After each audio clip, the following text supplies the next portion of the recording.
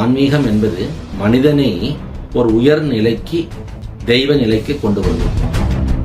சக்தி, பராசக்தி என சொல்லி கொண்டாடி வரக்கூடியதான தன்மை கொண்ட ஒரு அமைப்பிற்கு சாக்தம் என சொல்லி முதல்வனை வணங்கி மறுபடியும் நீங்கள் அன்னையின் சன்னதியிலே சென்று அவளை துதித்து அவள் அருள் பெற வேண்டும்.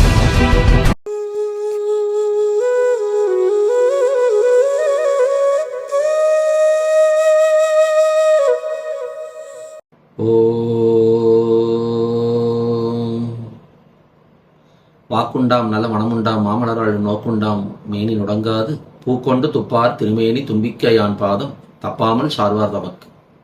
உலகெங்கிலும் இருக்கும் அன்பு நெஞ்சங்கள் அனைவருக்கும் அநேக கோடி நமஸ்காரங்களோடு உங்கள் நண்பன் பிருகு பிரபாகரன் பழனியிலிருந்து. கனகதாரா வெல்த் கிரியேட்டர்ஸ் என்ற அமைப்பின் மூலமாக கனகதாரா ஆஸ்ட்ரோ டிவி சேனல் எனும் ஒரு புது சேனல் ஒன்று ஆரம்பிக்கப்பட்டு அதன் மூலமாக உங்கள் அனைவரையும் சந்திப்பதில் எனக்கு மற்றற்ற மகிழ்ச்சி. இந்த கனகதாரா ஆஸ்ட்ரோ டிவி சேனல் மூலமாக மிக நிறைய ஆன்மீக செய்திகளும் ஜோதிட செய்திகளும் அவ்வப்பொழுது உங்களுக்கு வந்து சேரும். தவறாமல் கண்டு பயன்பெற வேணுமாய் தாழ்மையோடு கேட்டுக்கொள்கிறேன்.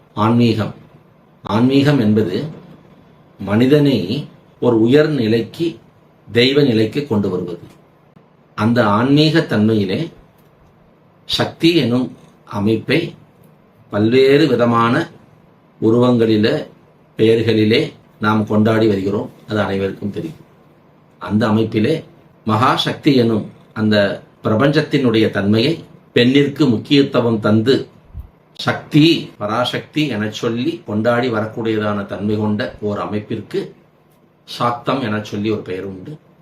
அந்த அமைப்பிலே சக்தி வழிபாட்டின் மூலமாக தன்னை உயர்த்தி தெய்வ நிலையை அடைந்த சான்றோர்கள், ஞானிகள் மிக பலரும் உண்டு.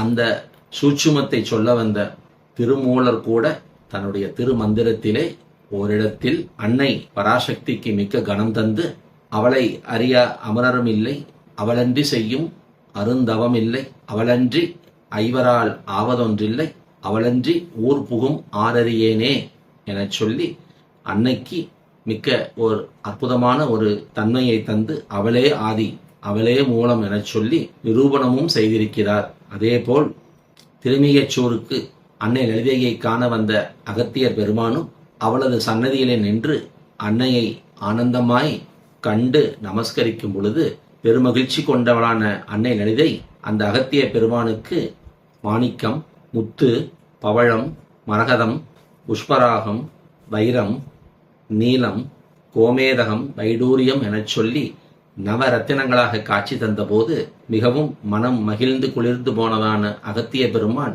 அன்னைக்கு லலிதா நவரத்தன மாலை எனும் ஒரு அற்புத ஒரு பாமாலையை பூமாலையாக்கி சூடிய அந்த நேரத்திலே ஓரிடத்தில் முத்தேவரும் முத்தொழிலாற்றிடவே முன்னின்று அருளும் முதல்வி சரணம் என சொல்லி அவளது திருவடியை சரணடைகின்றாள் என்றால் மும்மூர்த்திகளாக விளங்கி வரும் தேவர்களும் முனிவர்களும் ஞானிகளும் கூட அன்னை பராசக்தியினுடைய தனிப்பெரும் கருணையால் தான் இயங்கி வருகிறார்கள் என்கின்றதான ஒரு உண்மையை வெளிப்படையாக அங்கே அகத்திய பெருமான் தந்தருளுகிறார். அந்த அமைப்பிலே 3 பெரும் சக்திகள் குறித்து நான் இங்கே பேச இருக்கிறேன். அதிலே முதல் தேவதையாக வரக்கூடிய அந்த சக்தியானவள் ஆனைக்காவின் நாயகி அகிலாண்டேஸ்வரி.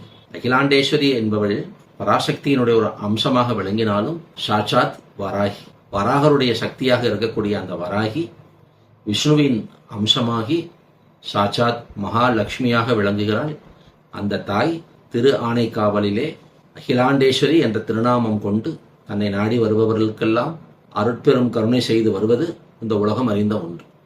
அந்த அமைப்பிலே அந்த பராசக்தி அகிலாண்டேஸ்வரியை நீங்கள் அவசியம் ஏதேனும் ஒரு தமிழ் மாதத்திலே வளர்பிறை பஞ்சமி அன்று செல்ல வேண்டும். சென்று அங்கே அந்த தாயின் சன்னதியின் நேர் எதிரே இருக்கக்கூடியதான பிரசன்ன விநாயக பெருமான் என்ற அந்த விநாயகரை நமஸ்காரம் செய்துவிட்டு நேராக உள்ளே சென்று அன்னையை தரிசனம் செய்து அவளது திருச்செவியிலே இருக்கக்கூடியதான ஸ்ரீ சக்கரம் மற்றும் சிவசக்கரத்தை கண்டு வணங்கி வலம் வரும் வழியிலே அன்னைக்கு நேர் பின்புறத்தில் நின்றகோலத்தில் அருள்பாலிக்கும் 12 திருக்கரங்களோடும் 6 திருமுகங்களோடும் விளங்கக்கூடிய முருகப்பெருமானையும் வணங்கி வர வேண்டும்.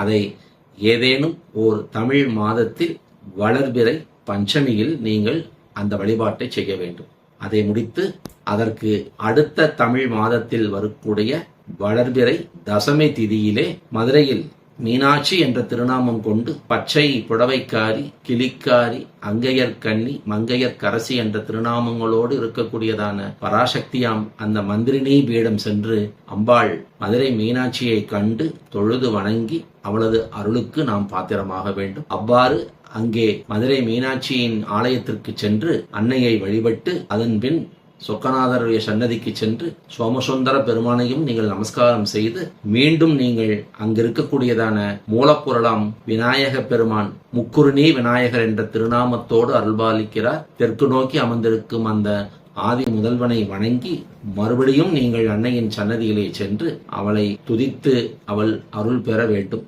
இரண்டாவது மாதம் தசமி திதி, வளர்பிறை தசமி திதியிலே நீங்கள் இந்த வழிபாடை செம்மையாய் செய்து முடிக்க வேண்டும். அடுத்ததாக மூன்றாவது மாதம் தமிழ் மாதத்திலே வளர்பிறை பௌர்ணமி திதி, முழு நிலவு இரவு பொழுதிலே இருக்கும் அந்த அற்புத திதி பௌர்ணமி.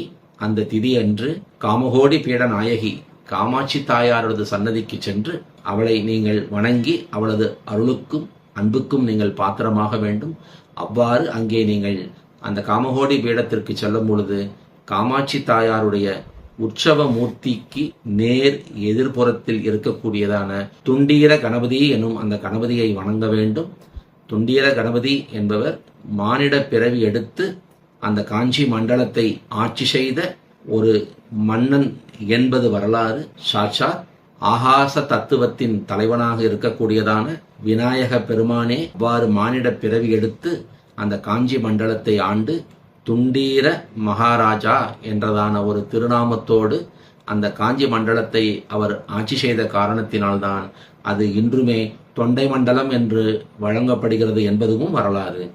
அங்கிருக்கக்கூடியதான அந்த மூலப்பொருளாம் துண்டீர கணபதியை வணங்கி அன்னை காமாட்சியினுடைய அமைப்பிலே அவளது ஆலயத்தில் அந்த பௌர்ணமி இரவில் நடக்கக்கூடியதான நவாவரண பூஜைகள் தவறாமல் கலந்து கொண்டு அவசியம் நீங்கள் அந்த பூஜையிலே நீங்களும் இருந்து அந்த பூஜை முடியும் வரை காத்திருந்து ஏறக்குறைய இரவு 12:30 மணி 1 மணி அளவிலே அந்த பூஜை நிறைவு பெறும். அதுவரை பொறுமையோடு அங்கிருந்து அம்பாளை நீங்கள் நமஸ்காரம் செய்து அவளது தனிப்பெரும் கருணைக்கு ஆளாக வேண்டும். ஆக ஒரு தமிழ் மாதத்தை எடுத்துக்கொள்ளுங்கள். அந்த மாதத்தில் வரக்கூடியதான வளர்பிறை பஞ்சமி அன்று திரு ஆனைக்காவல் சென்று ஜம்புலிங்கேஸ்வரர் ஐயாவை வணங்கி அங்கே ஆனைக்காவின் நாயகியாம் அகிலாண்டேஸ்வரியின் முன் அமர்ந்திருக்கக்கூடியதான விநாயக பெருமான் பிரசன்ன விநாயகர் என்ற அந்த விநாயகனை வணங்கி அகிலாண்டேஸ்வரியை நமஸ்கரித்து வர வேண்டும். அதை தொடர்ந்த அடுத்த மாதம் அதே தமிழ் மாதம் என்ற அமைப்பிலே வளர்பிறை தசமி திதியை தேர்ந்தெடுத்து மதுரை மீனாட்சி அம்மன் சன்னதி சென்று அங்கிருக்கக்கூடிய முக்குருணி விநாயகரை வணங்கி சோமசுந்தரராம் சொக்கநாதனை நமஸ்கரித்து அன்னை மீனாட்சியினுடைய திருவருளுக்கு நீங்கள் பாத்திரமாக வேண்டும். மூன்றாவது தமிழ் மாதத்திலே காஞ்சிபுரம் சென்று ஏகாம்பரேஸ்வரர் என்ற பரமேஸ்வரனை வணங்கிவிட்டு அன்னை காமாட்சியின் சன்னதிக்கு வாருங்கள். அங்கே உற்சவ காமாட்சி தாயாரின் முன் இருக்கக்கூடியதான துண்டீர கணபதி என்ற அந்த முழு முதற் பொருளை வணங்கி அன்னை காமாட்சிக்கு அந்த பௌர்ணமி இரவிலே நடக்கக்கூடியதான நவாவரண பூஜைகளும் கலந்து கொண்டு அந்த முப்பெரும் சக்திகளுடைய தனிப்பெரும் கருணைக்கு நீங்கள் ஆளாகி வருவீர்களேயானால் நிச்சயமாக உங்களுடைய நியாயமான கோரிக்கைகளை அந்த தாய் மனம் கனிந்து உங்களுக்கு ஆசி வழங்குவாள் என்பது இந்த ஆன்மீக செய்தியாகும். எனவே எந்த ஒரு தமிழ் மாதமாக இருந்து அந்த தமிழ் மாதத்திலே நீங்கள் இந்த சிறப்பு பூஜையை ஆரம்பிப்பதாக இருந்தாலும் குறையொன்றும் இல்லை. முதல் மாதம் வளர்பிறை பஞ்சமி திதி, அதைத் தொடர்ந்து இரண்டாவது தமிழ் மாதத்திலே வரக்கூடிய வளர்பிறை தசமி திதியிலே மதுரை செல்லுங்கள். சோமசுந்தரராம் சொக்கநாத பெருமானை வணங்கி அங்கிருக்கக்கூடியதான மூலப்பொருள் விநாயக பெருமான் முக்குருணி விநாயகரை நமஸ்காரம் செய்து அன்னையின் சந்நிதி செல்லுங்கள். அங்கே நின்று அன்னையை உங்களுக்கு தெரிந்த நாமங்களையெல்லாம் சொல்லி அவளை கண்குளிர கண்டு வணங்கி சேவிச்சு வாருங்கள். அதைத் தொடர்ந்து மூன்றாவது மாதம் பௌர்ணமி திதி அன்று காஞ்சிபுரம் காமகோடி வீடநாயகி காமாட்சி தாயார் சன்னதி செல்லுங்கள். அதன் முன்பாக அங்கிருக்கக்கூடிய ஏகாம்பரேஸ்வரர் சன்னதிக்கு சென்று ஐயனை வணங்கிவிட்டு காமாட்சி தாயாரின் சன்னதிக்கு வாருங்கள். அங்கே உற்சவ மூர்த்தியாம் காமாட்சி தாயாரின் எதிர்புறத்தில் இருக்கக்கூடியதான அந்த துண்டீர கணபதியை வணங்கிவிட்டு அன்று இரவு அங்கு நடக்கும் அந்த நவாவரண பூஜைகளும் கலந்து கொண்டு நற்பேறு பெற வேண்டும்.